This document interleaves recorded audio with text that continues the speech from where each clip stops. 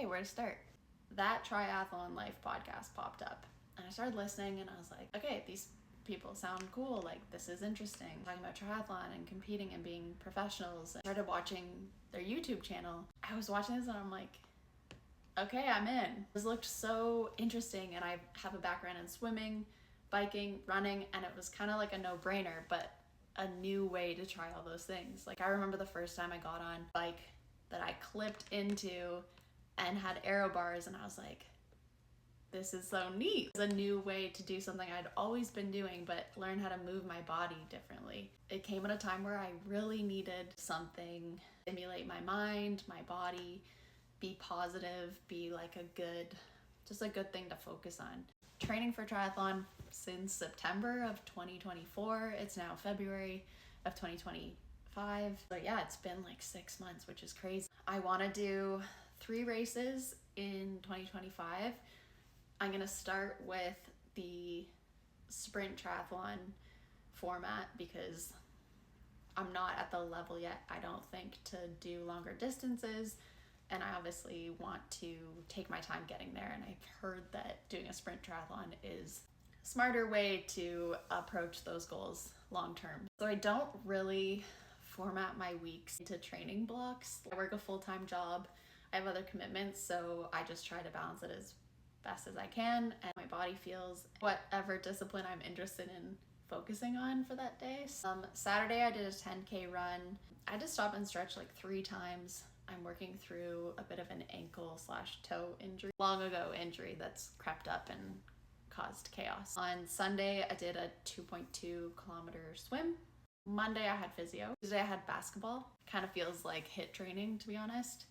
And then Wednesday I did a 3 kilometer swim. I had my personal best for a swim. I did 7 times 100s for warming up, 750 straight, because that's going to be the sprint distance. And I timed that and it was under 15 minutes and I was pretty stoked.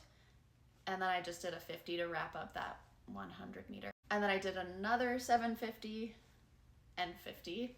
And then I did another 700 just to round it out to 3K. So that was a really good swim. I did it in an hour 6, which is my fastest, and I'm really happy about it. My stroke feels really good in the water. I feel like I'm gliding. I feel like I finally got my positioning right. So easy to want to put your head up so that you can look where you're going, but you have to put your head down, tuck your chin. So if there's like an apple here, you might sometimes feel like you're sinking, like your lower body is sinking. I feel that sometimes. As soon as I started tucking my chin and making sure my posture was good in the water, actual game changer. I was swimming next to a couple of guys in a different lane, and as I'm doing this 750 rep, I lapped them in a 50-meter pool. You can race people in the pool. They don't know you're racing, but it was just such a confidence boost because it looked like their arms were moving so quick. I could tell that my technique was really good because I was moving slower but going faster. I did like a shakeout run at night. I just did 3K, nothing crazy. Thursday I had a rest day, and then today I did a 2K swim. Pretty cool. I was swimming in the same lane as a pro triathlete. Kind of fell in love with the sport because I saw other people doing exactly this.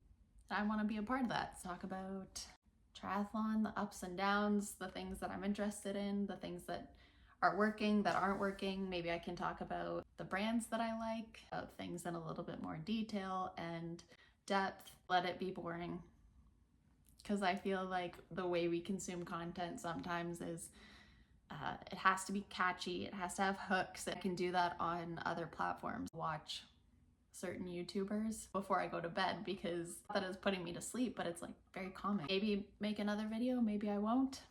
I don't know how committed I will be. That's all I got.